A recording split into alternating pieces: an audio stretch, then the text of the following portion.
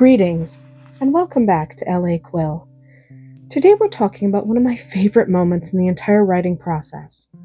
That magical instant when a tiny idea appears out of nowhere, taps you on the shoulder, and whispers, "Excuse me, I think I'd like to consume the next 3 years of your life." If you've been writing for any length of time, you've probably experienced it. You're washing dishes, or maybe you're walking the dog. You're standing in the grocery store wondering why cereal now costs roughly the same as enchanted gemstones, and suddenly an idea appears. Maybe it's a character. Maybe it's a castle floating through the clouds. Maybe it's a dragon with impeccable table manners. Whatever it is, your imagination lights up like someone just cast a fire spell in your brain.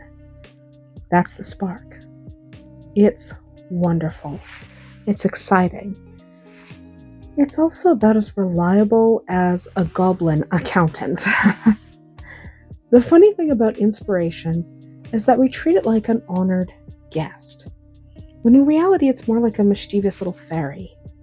It bursts into the room, sprinkles glitter absolutely everywhere, announces that you've just had the greatest idea in literary history, and then vanishes before explaining any of the important details.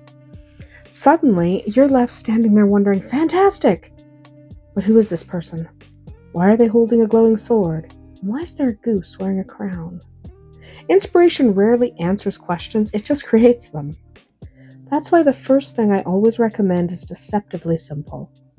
Capture the idea immediately. Don't trust your memory. Your brain will absolutely convince you that you'll remember it tomorrow. Tomorrow arrives, and all you recall is that there was definitely a sword involved. Or perhaps a sandwich. The details disappear with astonishing speed.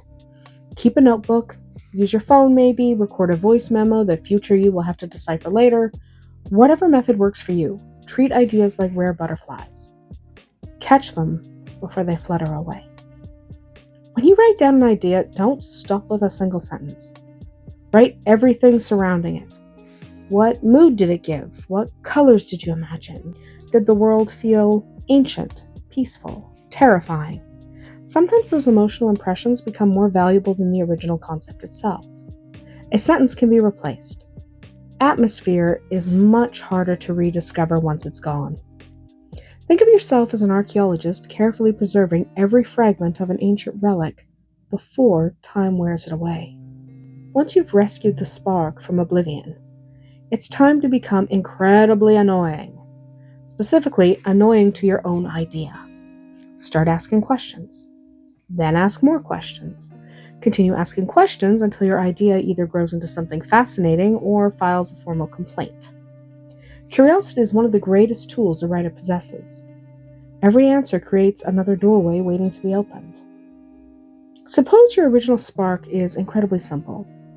You imagine a sword buried in the middle of the vast desert. That's interesting, but it's not a novel yet. So you begin interrogating. Who buried it? Was it abandoned or hidden? Does someone know it's there? Is it magical or is it famous?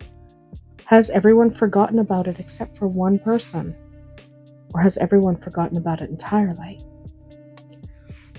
Why haven't the shifting sands swallowed it forever? Why haven't they revealed it?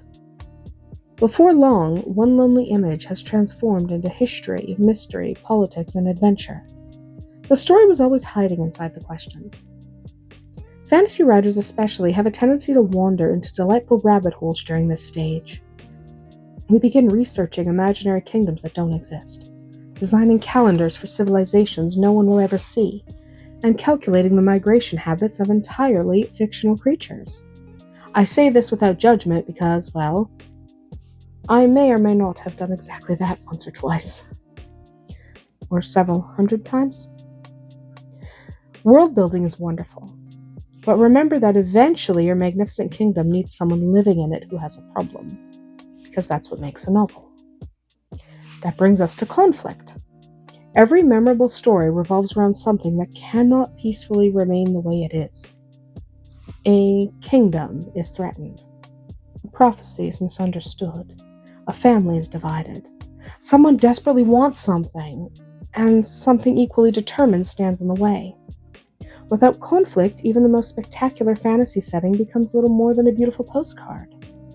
Readers admire it for a moment, then wonder why nobody is actually doing anything. One question I love asking is who suffers the most if the problem isn't solved at all? That question often points directly toward your protagonist. Likewise, asking who benefits from the problem remaining unsolved frequently introduces your antagonist. Suddenly, the story gains momentum, and you've got somewhere to go. Now you don't just have an enchanted artifact or a mysterious kingdom. You have people whose future depend on what happens next. That's where readers begin investing emotionally. Characters are the true carriers of every story. Readers rarely fall in love with an interesting map. They fall in love with the frightened apprentice trying to cross it. They remember the stubborn queen making impossible decisions, the reluctant knight questioning old loyalties, or the thief who accidentally stole something that absolutely should not have been stolen. Ideas attract attention, but characters earn affection. As you build those characters, think about how deeply they're connected to the central conflict.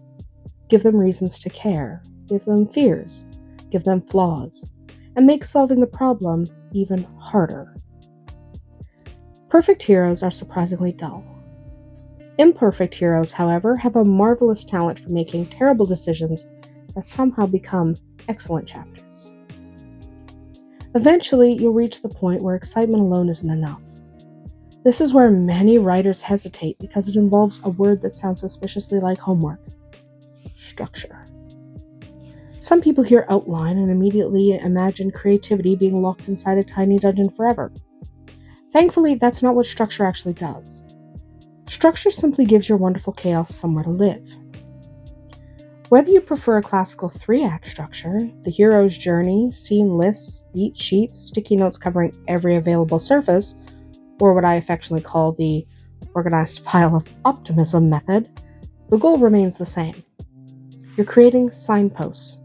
You're answering questions like where the journey begins, where everything goes spectacularly wrong, and how the story ultimately changes your characters as they move through the world. Now, you don't have to know every sentence before you start writing. You're not going to. You simply need confidence that the road actually leads somewhere. One useful habit is checking whether every major plot point still connects back to the original spark. If your story began because you imagined dragons bred like war horses, those dragons should continue mattering throughout the novel. Sometimes we become so enchanted by new ideas that we accidentally wander into an entirely different story. Discovery during drafting is wonderful, but occasionally it's worth asking, am I still telling the tale that first captured my imagination? After the main story takes shape, that's when subplots start weaving themselves into the tapestry. Friendships become strained, families reveal secrets, rivalries deepen. Themes quietly emerge without needing to announce themselves. Perhaps your adventure is secretly about forgiveness. Perhaps it's about sacrifice, identity, or choosing hope despite impossible odds. Themes often grow naturally from the conflict you've already built, rather than something you force into the story afterward. Now comes an important reality check. Not every brilliant idea wants to become an 80,000 word or more novel. Some sparks make wonderful short stories. Others become novellas. Some simply exist because your imagination enjoys entertaining itself on Tuesday afternoons. There's absolutely nothing wrong with that. Before committing months of your life, ask whether the conflict has enough... back that up. Before committing months of your life, ask whether the conflict has enough depth to sustain a full journey. Most importantly, ask whether you're still genuinely excited about exploring it after spending considerable time developing it. If the answer is yes, congratulations. You've done something remarkable. You've transformed a fleeting moment of inspiration into the foundation of an entire novel. The spark has become a fire. You know your characters, you understand the conflict, you have a roadmap guiding the adventure ahead. At this point, there's only one thing left to do. Start writing. Not perfectly, not flawlessly. Just get started. Your outline isn't carved into enchanted stone tablets guarded by immortal librarians. It's a guide. Your characters will surprise you.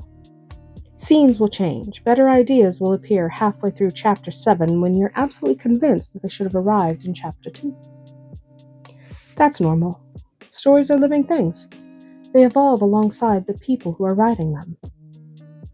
So the next time inspiration quietly appears while you're making coffee or wandering through the woods or standing in line wondering whether you really need another notebook despite already owning enough stationery to open a wizard's supply shop, don't miss that tiny idea. Capture it.